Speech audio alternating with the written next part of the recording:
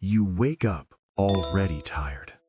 Not from lack of sleep, from carrying an idea you haven't touched.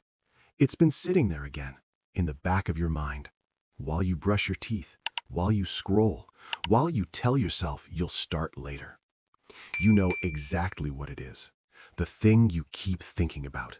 The thing you almost started. The thing that keeps tapping on your attention at the worst moments.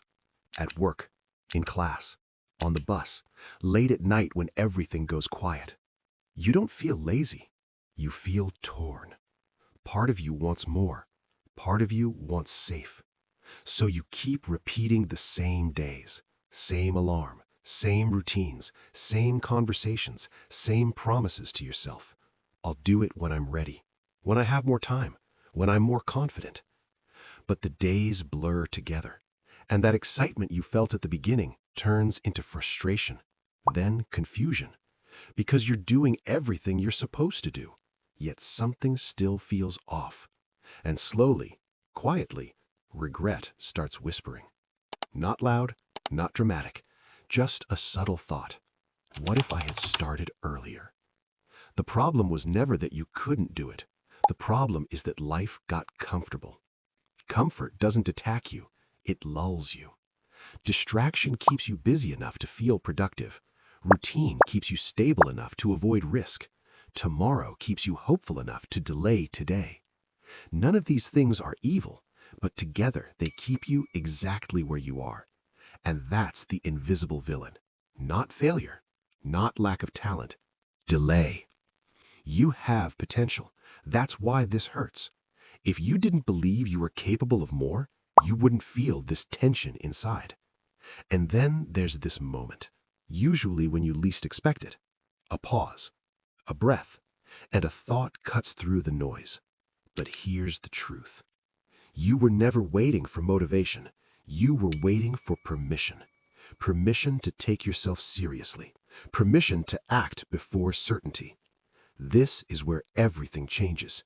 Because discipline isn't punishment, it's self-respect. It's choosing yourself when no one is watching. It's showing up before confidence arrives. It's moving even when the outcome isn't guaranteed. Discipline isn't about forcing results. It's about proving who you are. Control over your time, control over your focus, control over your decisions. That's freedom.